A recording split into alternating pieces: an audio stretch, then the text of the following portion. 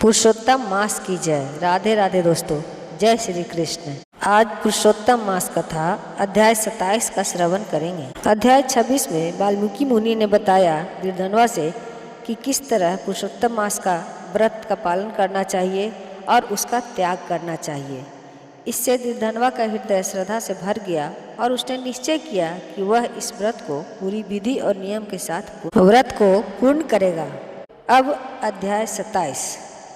श्री नारायण बोले, हे नारद, जब महर्षि वाल्मीकि ने पुरुषोत्तम मास का समस्त महात्म सुनाया, तब राजा गिरधनवा ने अत्यंत श्रद्धा से उन्हें प्रणाम किया और उनका विधि पूर्वक पूजन किया।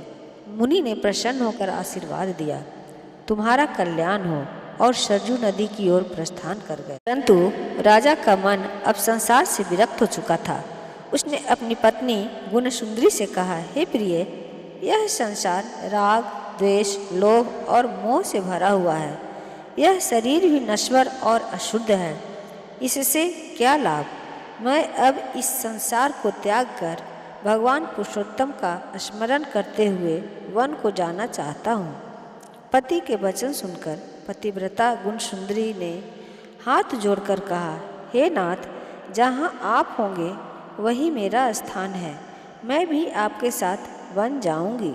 राजा उसकी भक्ति से प्रसन्न हुआ और अपने पुत्र को राज्य सौंप कर पत्नी सहित वन को चला गया।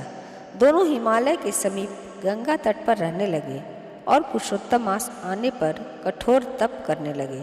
राजा निराहार रहकर एक पैर के अंगूठे पर खड़े होकर आकाश की ओर दृष्टि लगाए भगवान श्री कृष्ण का जप करने लगा। रानी भी उसकी सेवा में तत्पर रहकर भक्ति में लीन रही। जब पुरुषोत्तम मास पूर्ण हुआ, तब वहाँ एक दिव्य विमान प्रकट हुआ। उसमें देवदूतों ने राजा और रानी को बैठने के लिए आमंत्रित किया। जैसे ही वे उसमें बैठे, उनका शरीर दिव्य हो गया और वे दोनों सीधे गोलोक धाम को प्राप्त हुए, जहाँ वे भगवान के समीप आनंद पूर्वक रहने लगे। श्री नारायण बोले, हे नारद, पुरुषोत्तम मास की महिमा का वर्णन करना अत्यंत कठिन है। जो फल अनेक जन्मों की तपस्या से भी नहीं मिलता, वह इस मास के सेवन से सहज ही प्राप्त हो जाता है। चाहे कोई जानकर या अनजाने में भी इस मास में स्नान, दान या जप कर ले, उसे सैकड़ों जन्मों के पाप नष्ट हो जाते हैं। फिर श्री नारायण ने एक अद्भुत उदाहरण दिया। एक बार एक दुष्ट वानर ने अनजाने में पुरुषोत्तम मास के दौरान 3 दिन तक केवल स्नान कर लिया। उसी के प्रभाव से उसके समस्त पाप नष्ट हो गए और वह दिव्य शरीर धारण कर गोलोक चला गया। यह सुनकर नारद मुनि अत्यंत आश्चर्यचकित हुए और बोले, हे प्रभु, यह वानर कौन था? उसने ऐसा कौन सा पुण्य किया था? कृपया करके विस्तार से बताइए। तब श्री नारायण बोले, हे नारद, पूर्व काल में केरल देश में कदर्य नाम का एक अत्यंत लोभी ब्राह्मण था। वह केवल धन संग्रह में लगा रहता था, कभी दान पुण्य नहीं करता था। उसने न तो कभी यज्ञ किया, न तीर्थ किया, न ही किसी की सहायता की। यहाँ तक कि अपने परिवार और समाज का भी उसने कभी भला नहीं किया। वह अत्यंत कृपण और छल कपट से भरा हुआ था। एक बगीचे में रहकर वह वहाँ के फलों को चुरा कर खाता और बेचता था तथा झूठ बोलकर अपने स्वामी को धोखा देता था।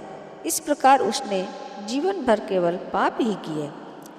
जब उसकी मृत्यु हुई, तब यमदूत उसे पकड़कर यमलोक ले गए। वहाँ चित्रगुप्त ने उसके पापों का लेखा जोखा सुनाया। उसके जीवन में कोई भी पुण्य नहीं था, केवल चोरी और विश्वासघात के पाप थे। यह सुनकर धर्मराज क्रोधित होकर बोले, यह दुष्ट कदर्य अपने पापों के कारण 1000 बार वानर योनि में जन्म लेगा। इस प्रकार हे नारद, उस ब्राह्मण ने अपने पापों के कारण वानर योनि को प्राप्त किया।